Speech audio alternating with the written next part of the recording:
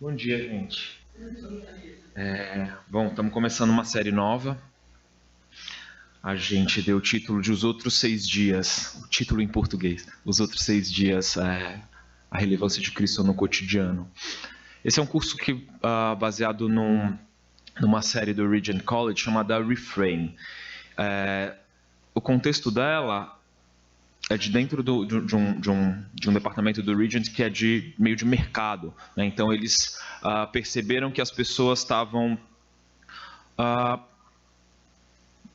tendo alguma dificuldade ou alguns desafios estavam se apresentando em como trazer a fé cristã ou em como viver a fé cristã dentro do ambiente de trabalho, dentro dos outros 6 dias ou 5 dias, enfim. Cada vez mais dias, né? Agora até domingo é dia, né? Tem mais hora extra. E é uma série interessante que traz os lugares, traz dentro da história bíblica como a gente consegue trazer essa história para dentro da nossa vida real, da nossa vida nos outros 6 dias. E a gente vai falar nas próximas aulas, em cada aula um professor vai trazer um desses temas e desses grandes capítulos da história bíblica. Antes de começar, eu queria orar. Senhor, obrigado por estarmos aqui. Obrigado porque você é relevante em todos os dias, em todos os momentos da nossa vida. Apesar de a gente às vezes não conseguir enxergar com clareza tudo que você significa em todas essas áreas, em todos esses pequenos lugares, esses cantinhos da nossa vida que às vezes a gente tenta esconder. Que nesses dias, durante esse curso, o Senhor se revele para a gente e jogue luz nesses lugares, nesses compartimentos da nossa vida onde a gente às vezes não te enxerga. Isso que não significa que o Senhor não está lá. Obrigado, em nome de Jesus, amém. Vamos lá.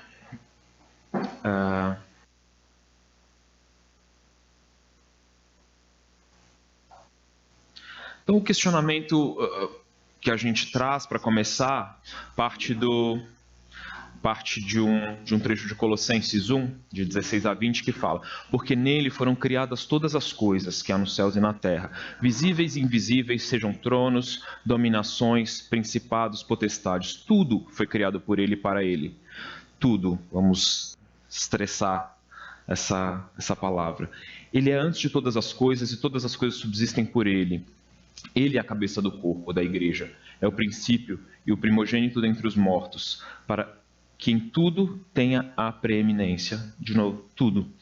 Porque foi do agrado do Pai que toda a plenitude nele habitasse, e que, havendo por ele feito a paz, pelo sangue da sua cruz, por meio dele reconciliasse consigo mesmo todas as coisas, tanto as que estão na terra como as que estão no céu. Então, se Jesus é o Senhor de todas as coisas, como é que a fé consegue ressignificar cada aspecto da nossa vida? E a gente vai começar, hoje é uma aula um pouco mais de contexto, né, pensando em como o mundo de hoje torna cada vez mais difícil pela sua complexidade, por essas camadas de complexidade que vão se adicionando à nossa vida, torna cada vez mais difícil a gente enxergar os valores de Cristo, os valores do reino em aspectos mais práticos, né, da nossa vida. A vida hoje está tão complexa que até é difícil de descrever a complexidade, né? A gente está... alguns futurólogos falam que já existe tecnologia disponível para que a gente consiga viver 1000 anos. Né? Já existe, ainda não foi testado, ainda não, ou talvez esteja sendo testado em lugares muito secretos, mas disse que já existe esse tipo de tecnologia. Ao mesmo tempo, a gente teve há pouco tempo atrás porta-aviões apontados para a Coreia do Norte, porta-aviões americanos, e quase no verge de uma terceira guerra mundial. Então, assim, ao mesmo tempo em que a gente, por um lado, tem disponível tecnologia, ciência para ter uma quase vida eterna, a gente está, por outro lado, enfrentando uma iminente morte, um iminente massacre mundial, que pode acontecer a qualquer momento. Óbvio que a gente não está como na época da Guerra Fria, mas ainda assim, todas essas coisas nos deixam inquietos como sociedade e adicionam cada vez mais camadas de complexidade. A gente vê guerras, guerrilhas, divisão, né? A gente olha para o nosso país, um país partido por temas políticos, por temas sociais. Fome, a gente não superou a fome ainda, né? A pobreza, a miséria extrema. A gente vive um momento de crises de expectativas, né? Apesar disso tudo que a gente tem na nossa mão, como tecnologia, como possibilidades, como velocidade, nada disso tirou de nós ou nos deu mais tempo, mais qualidade de vida. Ao contrário, a gente tem menos tempo hoje, né? O tempo que ontem eu estava jantando com a Raquel. A gente tem, às vezes, esses momentos, né, sem as crianças, a gente sai para jantar e a gente via as pessoas no celular o tempo inteiro. Então, mesmo o tempo que a gente tem disponível não é mais nosso, é de outras coisas, né? Muitas pessoas hoje se sentem solitárias. A gente tem muita incerteza no futuro.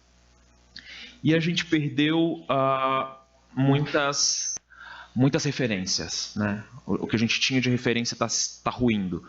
Sejam as igrejas, sejam os líderes, seja a política, seja a família, as nossas referências estão ruindo. E dentro desse contexto é que a gente tem cada vez mais dificuldade de encontrar um lugar para a nossa fé. Eu vou fazer uma pequena apresentação para vocês.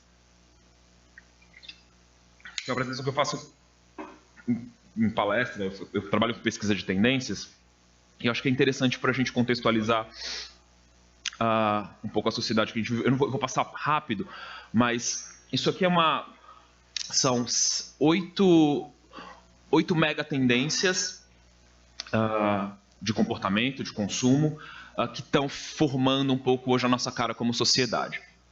Tá? Para a gente tentar ver de onde parte essa mega complexidade. Então a gente começa a ter uma geração que a gente chama de agora, né, de instantaneidade, de fluidez, multitarefas, se comunica via smartphone com todas as redes de uma vez só, vai de uma coisa para outra, acumula diferentes vidas, trabalhos, experiências. A gente passou por uma fase de hiperespecialização, agora a gente está indo para o contrário, as pessoas estão super múltiplas e mix, né?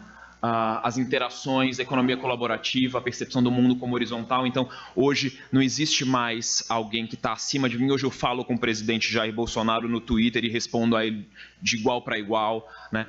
Oi? Você não? Não, nem eu. Eu nem sigo. Nem tenho Twitter. Mas é possível, né? Com as instituições também. A gente hoje tem uma relação muito mais horizontal. Enfim, aqui são alguns cases, algumas histórias que mostram isso. A gente está falando de uma geração que vem também, ao mesmo tempo, com cuidado, com engajamento e responsabilidade, porque foi uma nova geração que já nasceu no meio de crises de terrorismo, crises econômicas. Então, diz-se, né, que esse novo consumidor tem a missão de cuidar do futuro do mundo, né? Essa também é mais uma lente com a qual a gente enxerga essa nova geração. E aí se fala de sororidade, se fala de economia colaborativa, de economia circular, de diversos temas que estão tornando as pessoas mais do bem, né? Sustentabilidade, eu sei quem fez minhas roupas, reciclagem, tudo isso está envolvido dentro desse tema de responsabilidade. A gente fala de uma geração que é séria e empreendedora, uma geração do trabalho, são pragmáticos, racionais, cuidadosos, esforçados. Eles não querem mais ser como o papai. Eu acho que isso é muito interessante nesse momento. A gente quebra também esse vínculo familiar, né? Essa vontade de ser como pai. Não que isso seja negativo ou positivo dentro desse contexto, mas é mais uma fragmentação que a gente tem vivido. E aí são muito jovens, ganham o prêmio Nobel, são bilionários aos 20 e poucos anos, e já assumem novas formas de trabalho, novas formas de organização, sempre tentando superar o passado, né? Eu acho essa muito interessante, essa da direita. É uma agência de publicidade que não tem lugar, não tem chefe, não tem hierarquia, todo mundo assume tudo de acordo com o projeto. Então, perdem-se muitas coisas que existiam antes e a gente ainda está construindo algo que a gente não sabe, né? A gente fala, essa é muito interessante, fala do show versus no show, exposição e desconexão. Está todo mundo falando de si mesmo? Eis a questão, os novos consumidores jogam o jogo das redes sociais, dominam códigos, alegam evitar imagens comprometedoras, então se por um momento eu me super exponho, por outro eu me escondo, né? Isso vai aumentando os nossos dramas, eu preciso criar personagens para estar online. A gente fala de uma de uma passagem para um momento trans, não só de gênero, né? Não só do transgênero, mas transcultural. Hoje não existem mais fronteiras, não existem mais parâmetros, se evitam rótulos. Isso tudo é vendido de uma forma muito positiva, como uma evolução sempre, né? de uma sociedade que está indo de um ponto zero para um ponto 1, que é melhor do que seu ponto zero. Né? A gente vê as periferias ganhando espaço, as questões de gênero, de corpo sendo superadas de alguma forma, as questões étnicas também tentando. E é interessante, né, porque quando a gente vende essas coisas para o mercado, a gente coloca coisas que são muito boas, né, quando a gente fala, por exemplo, de superação de questões étnicas, né, essa utopia, isso é uma coisa muito legal, junto com coisas que a gente não sabe nem se são reais, né, o fato de que, por exemplo, você pode escolher o seu gênero é uma construção social, né? Então, a gente vende ideias para o mercado como se fossem uma grande evolução da sociedade. A gente fala de culturas de nicho, alternativas e singulares. Oi? Não, é nicho, é que o NIC está em branco, não está aparecendo. Ali aparece, ó. Desculpa. Então, hoje, pessoas que antigamente estariam isoladas, porque as formas de pensar, os gostos são muito específicos, hoje elas se encontram na rede e esses nichos começam a crescer e a se fortalecer. Então, isso de uma certa forma empodera questões muito específicas e dá às pessoas essa sensação de sermos únicos, eu sou único, né? Essa sensação um pouco ilusória. Então a gente vem customização, tudo é feito, né? Hoje aqui é, por exemplo, como você se inscreve no Facebook, quando você vai dizer que sexo você é, tem muitas opções. Então essa vontade de ser único está hoje ganhando cada vez contornos mais fortes. A gente fala de idades que também não significam mais nada, né? Então, desde jovens que assumem posições de destaque até pessoas idosas redescobrindo novos lugares na sociedade. Aí essa frase final desse texto, não há regras, é muito o que a gente tem visto hoje. Existe até um meme que fala regra, não há regras, né?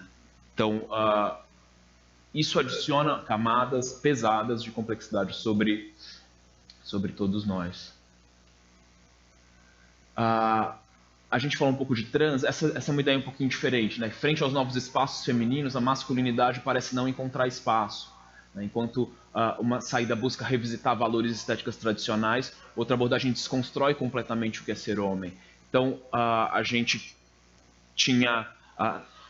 pensava no homem como sacerdote, como cabeça. O homem está sendo cada vez mais desconstruído, o homem se desencontrou na sociedade, né? O homem está cada vez mais inseguro do seu papel. E aí diversos exemplos disso. Depois eu posso compartilhar essa apresentação completa com vocês. Né? Aqui pensando em famílias, né, existem hoje, a gente adora dar nome para as coisas, né? No Mo, não mães. Aqui é uma casa na China que 7 mulheres compraram para envelhecerem juntas, 7 adultas de 30 e poucos anos. A gente não quer saber de casar, ter filhos, isso está no passado. Então tudo vai se desconstruindo. Então essas 8 histórias, só para pincelar um pouco o que a gente tem vivido hoje. Isso é a cultura emergente, né? Isso é a cultura que tem ganhado espaço. Essa é a nova geração que aponta novos comportamentos para a sociedade. Diga. Pode, por favor.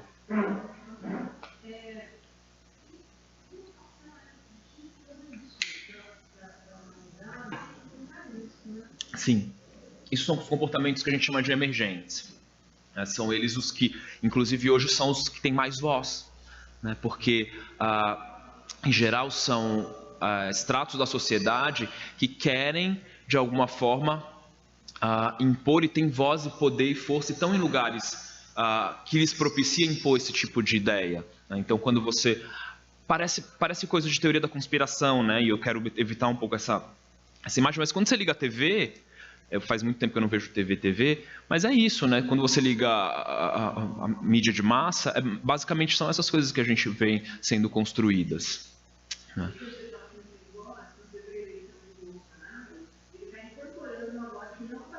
Uhum. Exato, que é uma voz que, de alguma forma, isso talvez seja tudo isso que está aí, né? Contra tudo isso que está aí, e que também empodera essa outra voz, de alguma forma, porque é como se fosse uma luta pela tradição, mas com o tom de voz errado. Mas enfim, eu acho que essa não é uma... Só mais para contextualizar. Uhum. O que é uma bolha? Exatamente.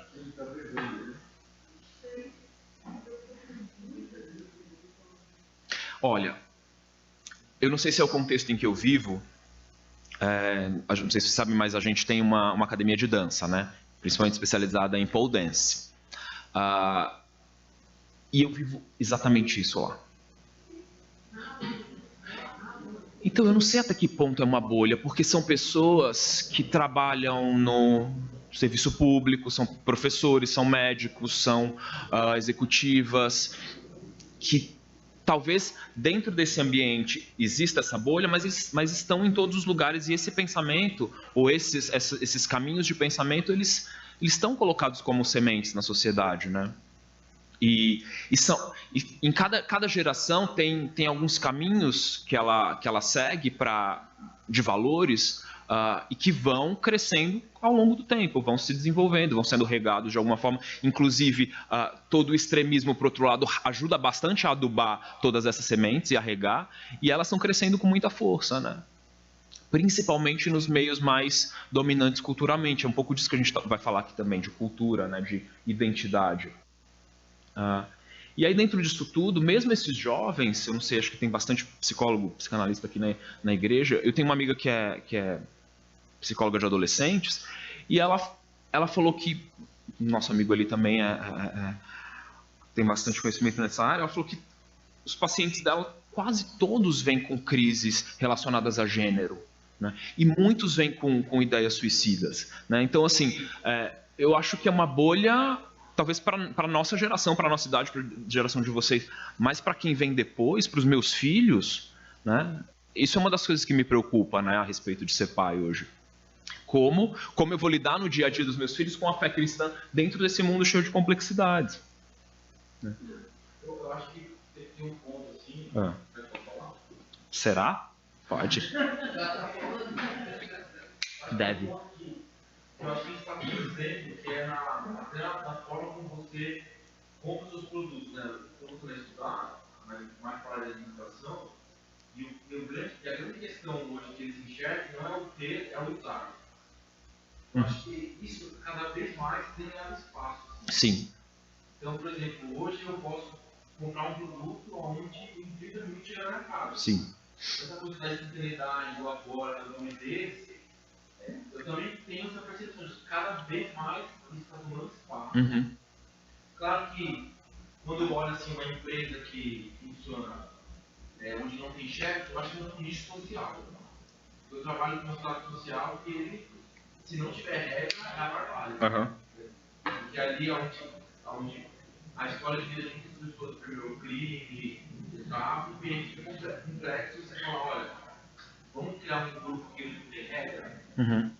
Então, mas assim, eu realmente me preocupo, porque acho que cada vez mais no mercado, na forma de você acessar os produtos, as relações, as características cada vez mais para mim tem sido informado. Isso é um retrato, na verdade, que eu trouxe, né? Não necessariamente eu estou julgando como tudo isso seja sendo negativo. É um retrato para mostrar como, de fato, a gente tem ganhado complexidade como sociedade. Né? E tudo isso aí.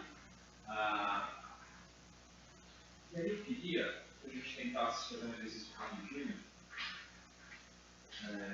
colocar no papel onde a gente tem chegado na nossa vida. A gente está falando que é uma bolha, um nicho, mas eu tenho certeza que na vida de cada um, talvez não esteja vivendo isso daí como como o Lucas também, por outras razões, tem vivido, tem observado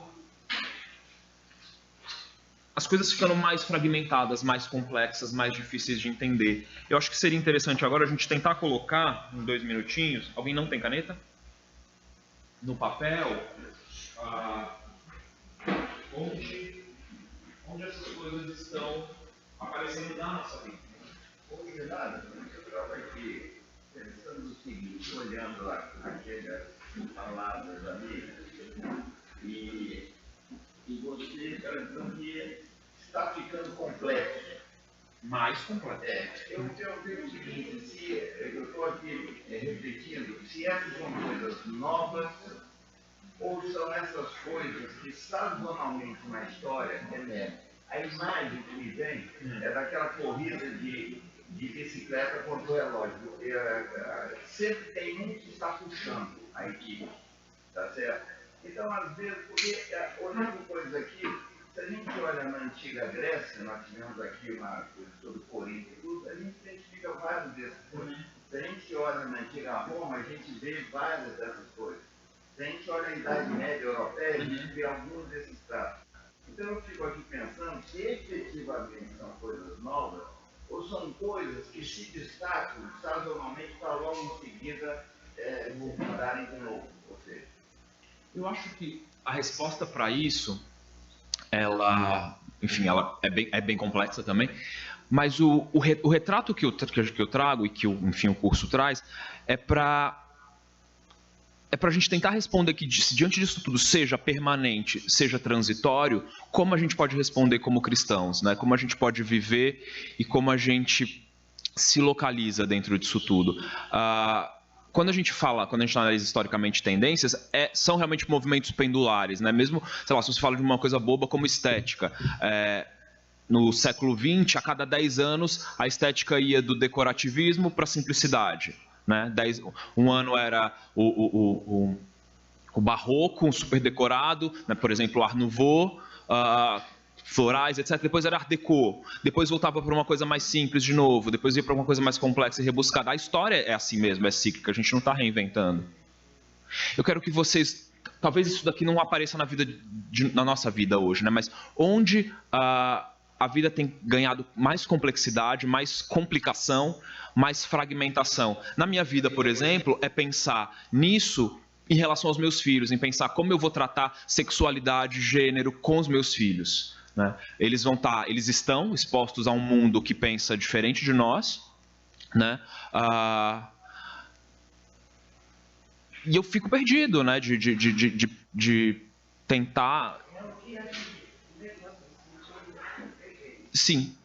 Onde na vida de cada um de nós estão se apresentando essas complexidades? O que está deixando a gente perdido? O que está deixando a gente em parafuso? você apresentou um tema bastante interessante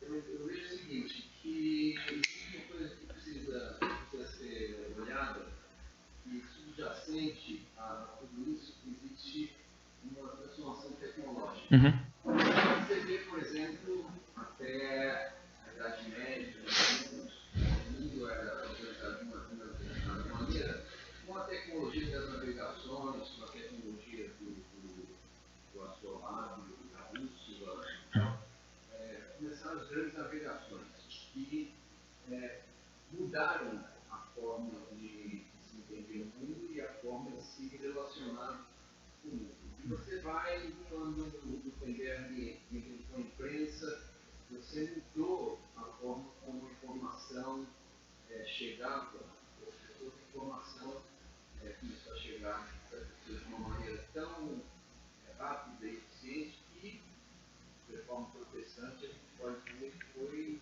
de fato, uma consequência da influência.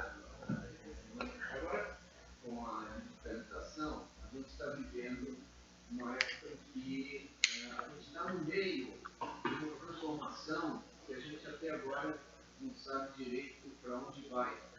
Se você vivesse há 20, 30 anos atrás, você nunca ia imaginar que existia um produto não popular como uma coisa chamada rede social. Sim. Absolutamente era um produto que não existia. Os governos, até há pouco tempo, acreditavam em fazer isso, que se eles tivessem nas mãos os meios de comunicação, os meios de divulgação da informação, aquilo era poder.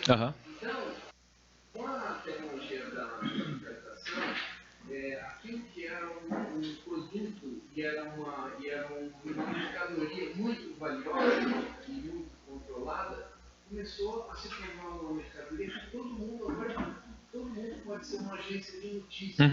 Cada individualmente, o Bolsonaro, o que ele faz, ele é uma agência de notícias. E a notícia que ele tem. Então, eu acho que tudo isso que a gente está lembrando passa por entender também que a gente está exatamente no olho do furacão de uma revolução tecnológica que a gente ainda não viu, ainda não viveu tempo suficiente para ver quais vão ser as consequências, quais vão ser as implicações de tudo isso. Claro.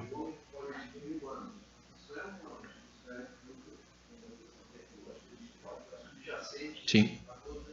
A inteligência artificial, por exemplo, né, que é uma realidade já. Sim. Mas a velocidade de hoje tá bem interessante. Não, eu vou à frente. Vocês têm 2 minutinhos para fazer isso aí. A mudança não é uma coisa que aconteceu, já a navegação, na Idade Média, começou a crescer, conhecer novos lugares. Agora tudo vai de sexo, vai de ansiedade. É tudo ao mesmo tempo. Eu queria que a gente visse 2 minutinhos do vídeo do Regent para... It's crucially important, isn't it, that Christianity is actually true, not just some kind of comforting story to help us get by. We have a deep desire to live authentically, with integrity. We desire to respond to God's call on us as human beings, to be his image bearers in creation. Jesus Christ calls us to be in the world, but not of the world, to be a blessing to the world by not conforming to it. But in the midst of life's complexity, pressures, and confused voices, it's so easy to fall into one of 2 temptations. We assimilate, we become indistinguishable from everything and everyone around us, or we withdraw. To avoid assimilation, we retreat into a kind of Christian cultural ghetto where we may be distinct, but we end up irrelevant. Indistinguishable or irrelevant. In either case, how then is Christ manifest in our lives? How do we avoid these 2 temptations? How do we live faithfully in the world so that we're a blessing to it and witnesses of Christ's coming kingdom? Well, these are some of the questions we're going to be exploring in this course. Então ele coloca as 2 tentações. Ou a gente, dentro desse contexto difícil de complexidade, de confusão, a gente, por um lado, se torna parte de tudo isso, né?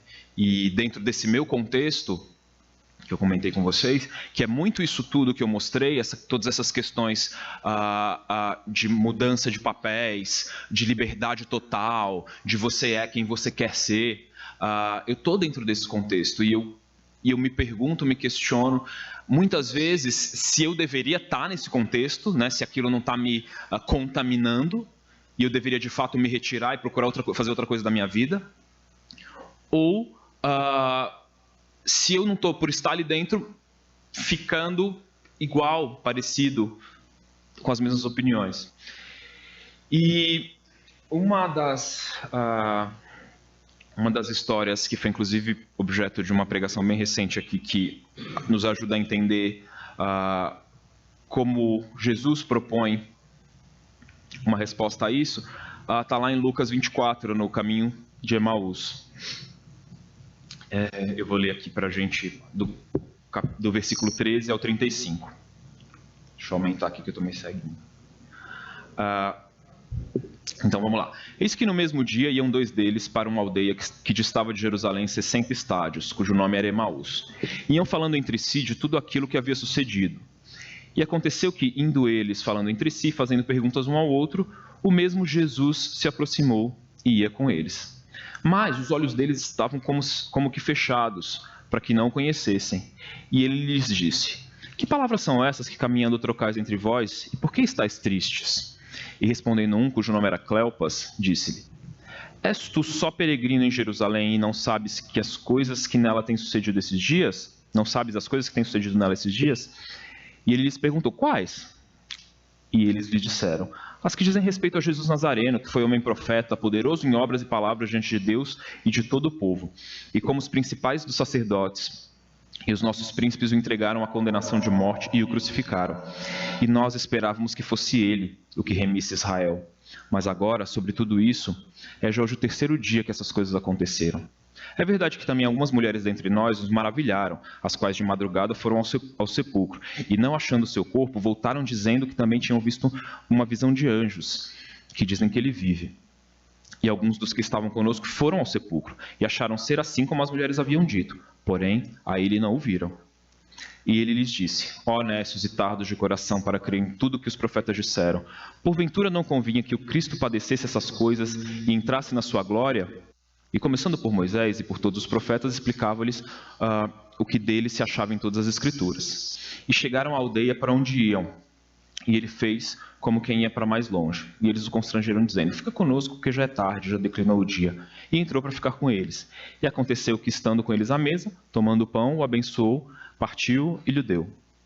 Abriram-se-lhes então os olhos, e o conheceram, e ele desapareceu-lhes. Disseram para o outro: Porventura não ardia em nós o nosso coração, quando pelo caminho nos falava, e quando nos abria as Escrituras?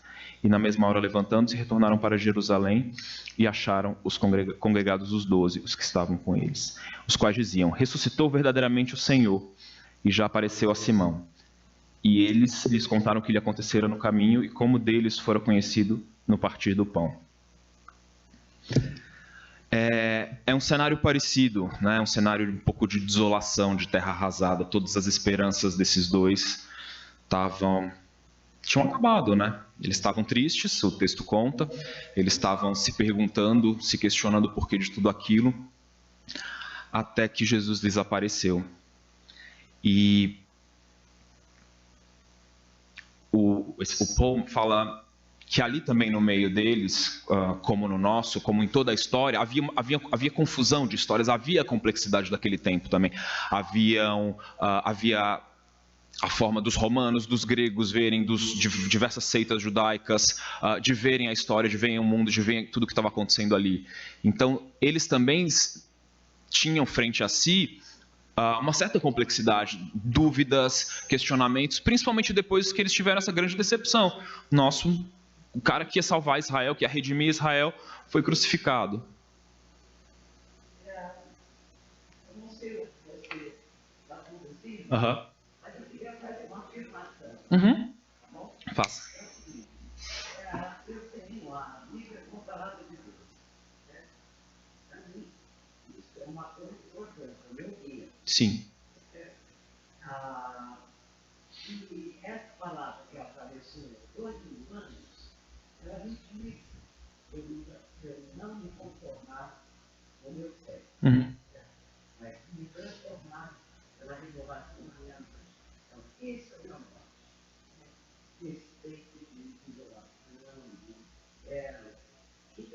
for de técnica que não é a minha, ou formas contrárias do natureza. Então, assim, para mim isso é muito claro. Agora, por outro lado, essa condução, né, no caminho de Maús, né, que você está dizendo, olha, ela fica tão atrapalhada por Deus. Eu não sei onde vai a conferência, né, a palavra desse outro, mas assim, eu não me sinto prisioneiro desse dilema, ou aquilo lá. Pelo contrário, eu acho que eu pessoalmente, tenho buscado uma atitude de tomar posição. É que eu acho que tem muitos temas que são óbvios, que são muito claros, né? Tem outros que são um pouco diferentes. Eu não tenho, pelo contrário, eu acho que nos falta coragem de enfrentar com a verdade que a gente tem, com aquilo que é tão singelo que não foi deixado, esse tempo é possível dialogar. Eu acho que nós estamos fugindo ao diálogo, não é o debate. Eu não quero debater, eu quero dialogar. Eu tenho feito isso com tranquilidade, respeitando o diferente, respeitando aquilo que se tenta contextualizar, mas no qual eu tenho uma posição muito diferente. Eu não me culpo a pressão de mídia, pressão social, etc. Tá, eu acho que... Tá, vamos só continuar aqui. Porque eu acho que os temas que você está trazendo são os mais fáceis. É falar sobre, sei lá, questões relacionadas à moral, a sexo, a gênero, né? Para mim isso é claro. Por exemplo, abre aspas, o que é natural é como Deus criou. Isso é fácil de dizer, mas quando você fala de materialismo, quando você fala de consumismo, por exemplo, que resposta a gente dá a isso, né? Mas enfim, eu vou só continuar aqui nesse raciocínio do caminho de Emaús. Maravilha, então você vai ser chamada para dar uma aula aqui também neste curso. Não, eu acho importante essas questões, sim. Vamos lá. Então o cenário é basicamente esse, da tristeza, da desolação, da confusão das histórias, né? Em que eles estavam acreditando naquele momento, se tudo que eles vinham crendo até ali ruiu, né? ou aparentemente tinha ruído. E eles não sabiam para onde ir. Talvez seja legal a gente pensar também agora em qual que é o nosso caminho de Emaús, né? Tem alguma área, algum lugar da nossa vida onde a gente está perdido, onde a gente não está vendo Jesus, né?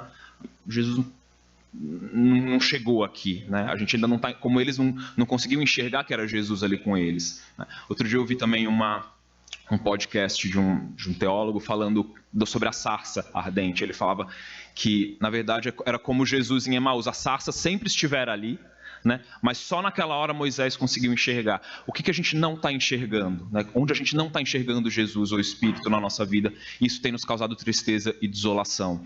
Onde é que a gente precisa que Ele se revele a nós? Onde é que a gente precisa que Ele venha e sente com a gente, parta o pão para a gente enxergar, né? Eu tenho muitos lugares na minha vida onde eu preciso que essas escamas caiam, né? Onde eu ainda estou confuso.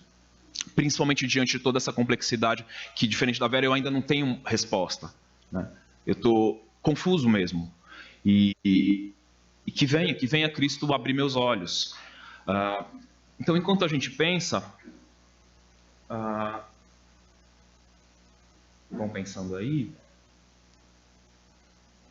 A atitude de Jesus era... Antes de se revelar, o que ele fez?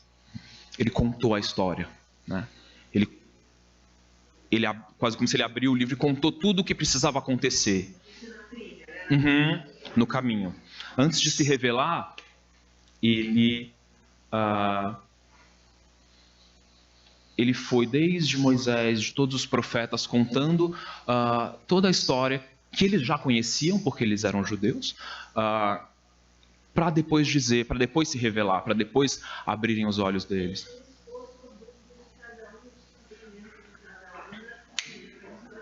Exato, né? Mas como assim vocês não entendem, né? Como assim vocês não entendem? E a provocação do Paul, que vai ser a provocação desse capítulo da série, é que a gente só consegue responder para onde a gente vai, ou o que a gente deve fazer, se a gente consegue entender de que história a gente faz parte. E ali Jesus mostra para eles que eles faziam parte de uma história muito coerente, de uma história que estava se cumprindo, né? Talvez a gente possa chegar a um momento de uma maturidade espiritual de entender que tudo isso que a gente está vivendo é parte de uma história sobre a qual Deus é soberano, né? Amém? Diga, pode. Eu fiz uma pós em 2015, que era a mixologia. E eu lembro uma frase do professor que falava que tinham fechado os muros, né, que Jesus é a resposta. Uhum.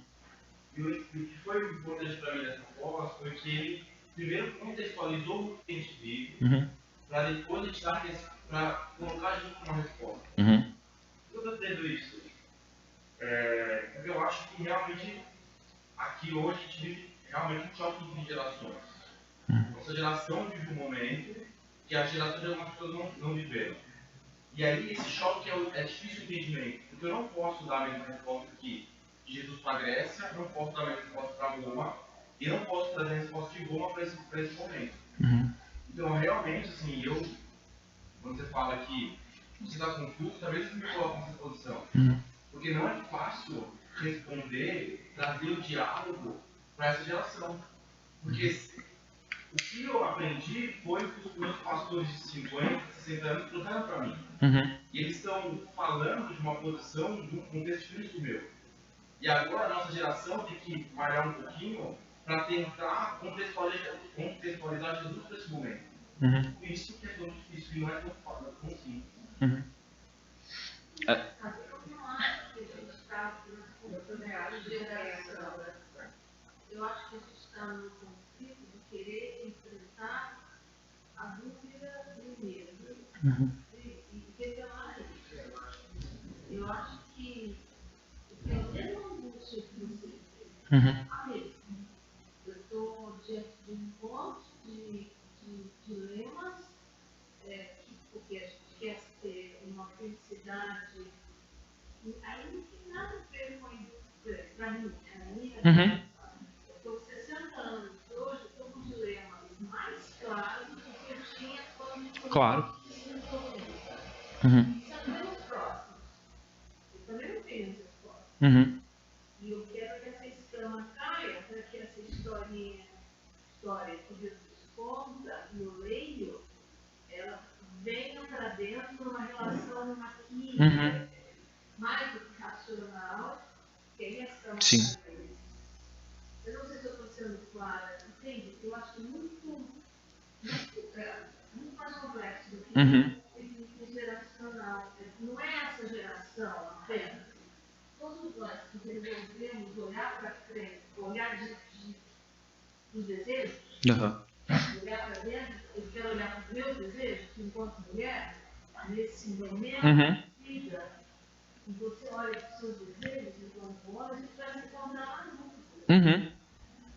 É o que tem em comum, né, entre todos nós. Eu acho que é interessante essa questão da gente conseguir se encontrar dentro dessa história, e um ponto que você tocou rapidamente, mas que é muito claro, é que Jesus era o Jesus que estava sempre o tempo todo com eles, né? Mas teve um momento específico em que eles enxergaram, né? Quem que faz isso por nós, se não o Espírito Santo, né? Então, o desafio não é a gente ler e reler e tentar se enfiar nessa história, né? O desafio é a gente conhecer essa história, óbvio, mas pedir para o Espírito Santo esse despertar, essa revelação. E tem uma frase super bonita do C.S. Lewis, que ele fala que acredita no cristianismo como ele acredita que o sol nasce todo dia. Não apenas porque eu vejo, mas porque através dele eu vejo tudo ao meu redor. Então, pensando nessa história de trazer novas lentes, né? Foi uma pregação que o Miguel fez uma vez sobre que ele trouxe um personagem do Guimarães Rosa, o Miguelinho, que ganhava óculos apropriados e conseguia ver o mundo de uma nova forma, né? Que a gente busque essas novas lentes. Isso, eu trouxe uma coisa aqui que eu comprei esses dias, que eu comprei antes de começar a estudar para esse curso, que é um livrinho que tem de vários membros da família, que esse é do avô. Vô, me conta a sua história, que vou dar para o meu pai, para o meu sogro, para eles contarem anedotas da infância, curiosidades da vida. É um caderninho para escrever, colar foto. Isso foi legal.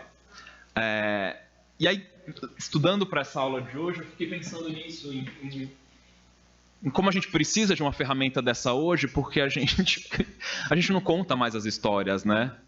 Em geral, para os nossos filhos. E aí a gente viu isso e falou assim, nossa, precisamos contar mais os testemunhos da nossa vida, da vida dos nossos pais, para os nossos filhos.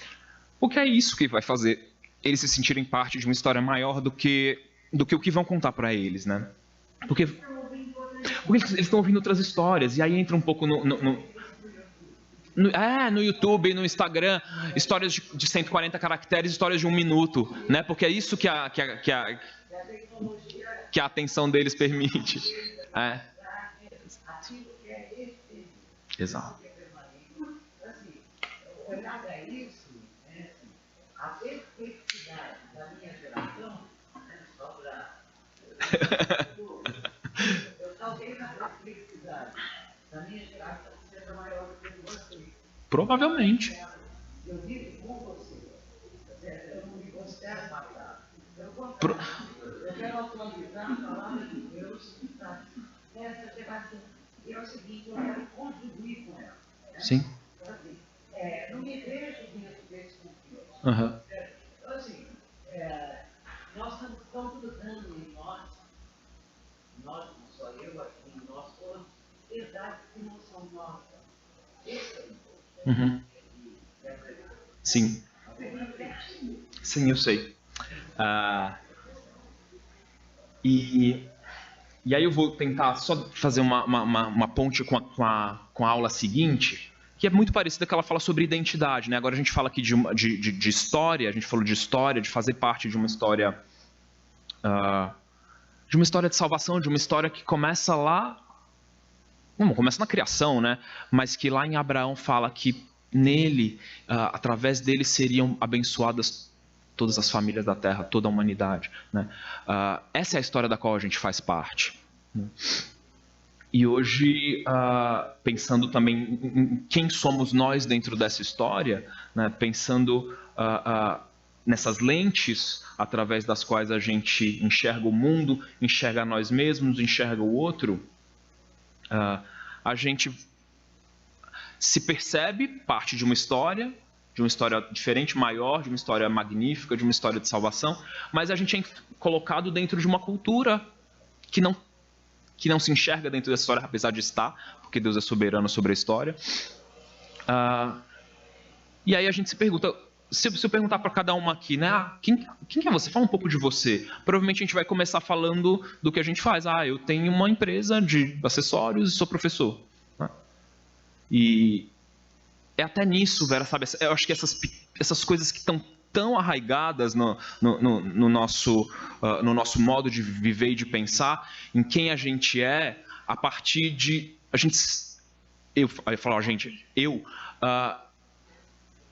Eu sempre penso em mim mesmo através de coisas que me qualificam, que não necessariamente fazem parte dessa história, né? E eu acho que isso é o mais comum, e não é que isso seja um pecado, né? Mas isso deixa a gente mais frágil nas nossas certezas, mais frágil na forma como a gente vai encarar as pessoas, e a gente passa a olhar para as pessoas dessa forma também.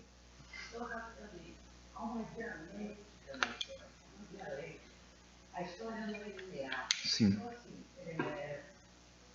eu sou de uma geração que a dialética era uma coisa absolutamente importante. Por quê? Porque não são os fatos relativos ou o fato linear que eu vi. É o que eu vi de frente, ao que isso revela no futuro e da onde eu vi. Né? Uhum. Assim, lidar com contextos, às vezes, diferentes, mesmo que diferentes, porém, sempre para alimentar. não se faria minha cabeça, uma coisa que Isso é muito importante quando você fala do passado e do presente, porque a gente, pensando nessa questão da crise de identidade que a gente vive hoje, tem uma questão de deslocamento. E aí a preletora da segunda aula, ela fala de uma música que inclusive tem num vídeo que eu ia mostrar, mas que agora não dá tempo, a música do Bob Dylan, que é The Times Are Changing, né? E ele fala, saiam da frente, os tempos estão mudando, vocês passaram. Então, existe uma vontade de romper com o passado, de romper com os valores do passado. A gente falou da geração trans, né, que era não só de gênero, mas também de tudo, né, de geografia, de cultura. Então, não existem mais raízes, né, ou está se tentando cortar as raízes das pessoas, as raízes da sociedade, para que essa nova sociedade possa ser quem ela quiser, né? Então, além desse deslocamento do passado, é uma geração de invenção, de autoinvenção. Mais fácil de quê? Exato, imagina. eu já adulto, a partir daí, as pessoas prestam suas certezas, Sim. eles não matam a vida perigosa. Exato. E as pessoas tendem agora a crer que elas... Hoje você pode se reinventar, né, o tempo inteiro.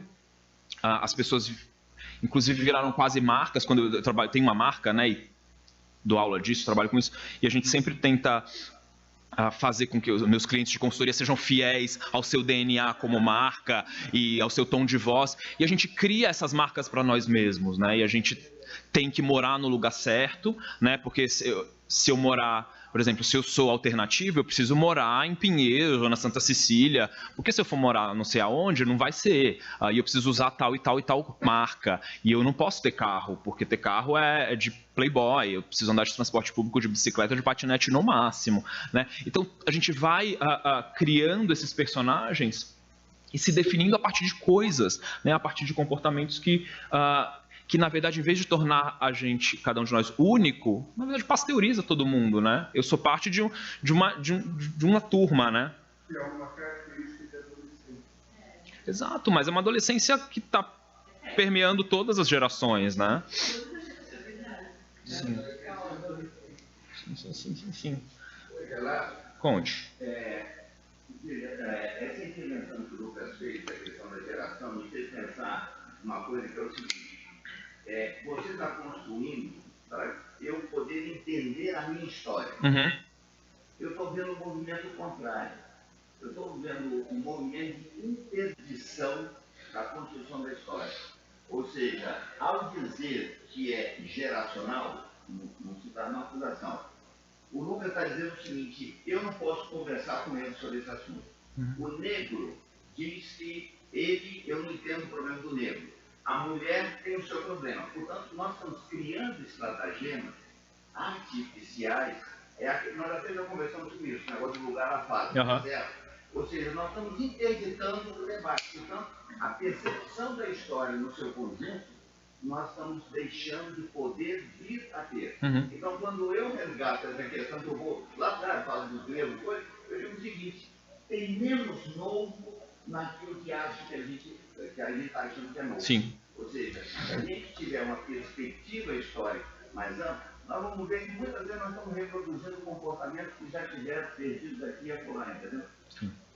Mas tem a camada nova da revolução tecnológica também, né? Que acelera tudo e, como um acelerador de partículas, você não sabe para onde vai a história. Mas é como eu quero dizer que é geracional, assim, é que eu acho que realmente, não na característica da inversão, mas eu acho que é na característica entre aquilo que a gente diz que é velho e aquilo que é novo, existe um conflito e uma dificuldade de entendimento entre ambas as partes. Porque quando a gente está dizendo aqui que, assim, a minha fala quando eu estou dizendo que a Roma, a Grécia, é que hoje a gente tem um aparato social que é muito diferente do que vivia naquela época. Que é o celular, o tablet, a tecnologia. Então, como que eu vou ter, quando tiver meus filhos, uma dificuldade talvez de entendê-los? Porque eles não viveram um momento que eu não vivi. Eles vão ser construídos a partir de um momento no mundo, onde como que o meu filho vai saber para entender? Aparentemente sempre os pais e os filhos tiveram problemas, conflitos de entendimento, né? Mas eu acho que cada vez mais por causa da velocidade das coisas, o potencial de distanciamento é maior. Mas, enfim, pensando nessa questão de identidade, só contar uma historinha dessa semana para acabar. Minha babá está de licença maternidade, eu estou agora ficando com as crianças de manhã, né? E antes da escola. E aí coloquei os dois na academia, e aí fui levar, a Eva faz balé, o Matias faz judô. E, enfim, nenhum se acostumou no começo. E aí, uma hora a Eva foi... Eu puxei a Eva, ela não queria fazer aula. Levei ela lá para o Matias, para pelo menos ficar com os dois juntos. E aí o professor do Matias falou assim, e aí, Eva, vamos fazer judô? E ela falou assim, não, eu quero ser uma bailarina. Por que eu falo isso? Ela sabe o que ela quer, né? A identidade dela de bailarina está muito clara para ela. E ela não vai fazer judô, né? Na medida em que a gente entende a nossa identidade contextualizada com a nossa história, a gente sabe para onde ir. A gente não vai ficar triste, perdido, perplexo, como os dois no caminho de Emaús, porque a gente enxerga o nosso caminho a partir de uma raiz, de uma história, de uma identidade. E isso, então, se não reverberar nos outros 6 dias... né? Em cada interação nossa, se a gente não conseguir perceber essa presença de Cristo, é porque nossos olhos ainda estão fechados. E aí qual que tem que ser a nossa oração? Para que o Espírito abra, para que o Espírito nos abra os olhos, para que a gente consiga enxergar toda a nossa vida dentro dessa história e quem nós somos, baseados naquele que diz eu sou. Né? Tem nome mais forte que isso? Né?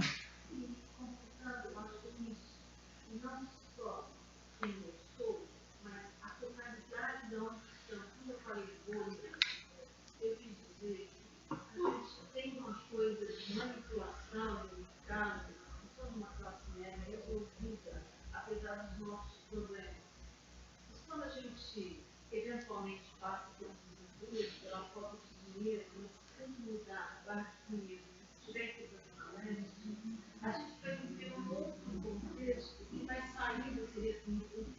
E essas questões também estão, mas talvez conjugadas a outras que a gente não conhece. Então, quando eu passei agora no sinal aqui, 2 quadras da igreja, tem uma acampamento de pessoas morando na rua, e uma mulher estava acabando de dar banho no bebê dela, enxugando do mesmo jeito que a minha nora enxuga a minha neta, com a mesma toalha gostosa, na rua, naquelas funções precárias. E faz pensar na bolha que a gente está em tempo. São de vidas, e a gente precisa pedir ao Espírito Santo, eu peço diariamente, para curar a minha bolha, dos meus problemas, da minha vida, do meu cotidiano, e mais coisas. Exato. Muito interessante isso, porque na medida em que a gente olha para aquelas 8 coisas ali e fala, enfim, precisamos refletir, tem gente dando banho no filho na rua, né? Nisso ninguém precisa refletir, né? A gente sabe o que tem que fazer, né? Ou pelo menos o que não deveria ser assim, né? Vamos orar, gente? A gente tinha muitas coisas mais ainda para entrar. Senhor, queremos te ver aí no nosso caminho para Emaús, porque às vezes a gente não sabe nem para onde a gente está indo. Às vezes a gente está seguindo o fluxo de uma cultura, o fluxo de valores que não são os teus, e que a gente absorveu, que a gente trata como nossos, com carinho, que a gente quer cuidar e ficar e não perder, porque a gente não sabe o que seria de nós sem essas coisas que a gente já tem. Mas a gente sabe que em Ti, Senhor Deus, nossa vida tem significado, sentido, que em Ti a gente tem direção, em Ti a gente tem raiz. Que sejamos conhecidos e identificados pelo Teu Espírito, por Ti, por fazer parte dessa história tão soberba, Senhor Deus, tão incrível, tão sem palavras para descrever, que é a Tua salvação, que é a Tua história para nós e para a criação, Senhor. Nos faz assumirmos, nos faz querer nos apossarmos dessa história e ser parte dela e nela encontrar nossa identidade, Senhor. E que assim nos outros 6 dias o Senhor esteja presente, que a gente possa Te ver e que ver o mundo através de Ti mude a nossa forma de agir, mude a nossa forma de pensar, de olhar para as pessoas para a glória do teu nome. Em nome de Jesus. Amém.